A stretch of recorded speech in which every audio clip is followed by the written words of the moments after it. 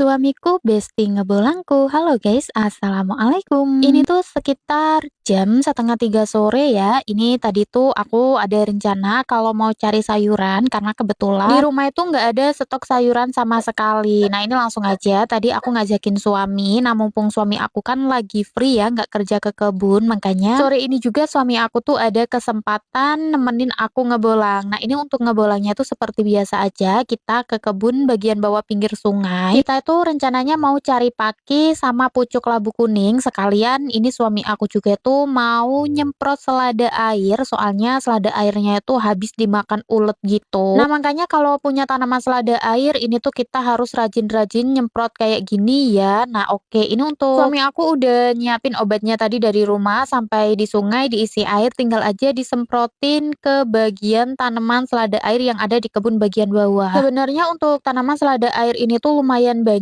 ya, tapi ya itu tadi suami aku tuh nggak sempet nyemprot, makanya ini untuk tanaman selada airnya tuh habis dimakan ulet. Nah oke, untuk nyemprot selada air udah selesai, lanjut ini suami aku tuh mau cari pucuk labu kuning. Sebenarnya untuk labu kuningnya ini tuh juga kemarin ada banyak banget ya, tapi ya itu tadi kita itu nggak sempet nutupin pakai karung. Alhasil untuk labu kuningnya ini tuh habis dimakan sama hewan beru. Jadi beberapa minggu kemarin di sekitaran sini tuh banyak banget hewan beru yang datang, dan gak taunya untuk labu kuning punya kita yang udah tua-tua, udah besar, udah siap dipanen itu ludes, nggak tersisa satu pun. Makanya kali ini yang kita panen itu pucuknya aja ya, lumayan ini nanti bisa untuk sayuran. Jadi susahnya tinggal di gunung kalau mau nanam-nanam itu ya kayak gini, pasti ada aja hama yang rusak ya. Contohnya ya tuh tadi rombongan hewan beru. Soalnya sekalinya dateng itu tuh kan pasti banyak banget ya, dan semua tanaman yang bisa dimakan itu pasti bakalan dirusak. Nah oke, ini alhamdulillah untuk pucuk labu kuningnya suami aku dapat banyak. Langsung aja kita kumpulin, lanjut suami aku mau nyemprot pohon cabe karena kebetulan untuk cabenya tadi juga tuh udah sempet aku panen. Untuk buah cabe yang ada di kebun bagian bawah ini tuh nggak terlalu banyak, soalnya untuk buahnya itu pada kena jamur. Nah oke, ini sambil nunggu suami aku nyemprot pohon cabe, aku tuh sambil istirahat aja dulu. Suamiku udah selesai nyemprot pohon cabe, ini tadi juga sempet cari apa namanya tali untuk nali pupus labu kuning yang kita cari tadi. Nah oke, ini langsung aja kita menuju ke sungai. Udah ketebak ya kalau ke sungai kayak gini kita mau cari apa. Beberapa hari kemarin suami aku tuh pergi mancing, terus bilang katanya untuk pakisnya tuh udah tumbuh subur banget, terus masih muda-muda. Makanya hari ini untuk pakisnya itu mau kita panen karena kebetulan juga di rumah kan udah nggak ada stok sayuran ya. Udah bingung juga kira-kira besok itu mau masak apa. Nah alhamdulillahnya untuk pakisnya ini udah tumbuh, udah bisa kita panen lagi. Jadinya ya udah, ini langsung aja aku menuju ke lokasi tumbuhan pakis. Nah untuk pakisnya ini tuh tumbuh liar ya, nggak kita tanam. Di antara kalian ada yang belum pernah makan pakis kayak gini? Kalau menurut aku rasanya ya enak ya, soalnya kan aku suka. Ya walaupun sempet nggak suka sama pakis ya, tapi alhamdulillah sekarang udah suka banget, malah jadi salah satu menu kesukaan aku. Untuk cari pakisnya ini aku cari yang masih muda-muda aja, yang tua kita tinggal ya, soalnya yang tua juga itu kan nggak enak. Menurut aku juga pakis di gunung sama pakis yang sering dijual di kampung itu agak beda ya, soalnya kalau di gunung kayak gini tuh pakisnya besar-besar, gemoy-gemoy gitu. Tapi biasanya kalau yang dijual di kampung aku sering beli itu pakisnya kecil-kecil kurus gitu loh. Makanya bersyukur banget aku tuh kalau pas lagi di gunung ada pakis kayak gini pasti aku cari, soalnya inget banget kalau di kampung pengen makan pakis kita itu harus beli. Untuk per iketnya sendiri itu kadang 3.000,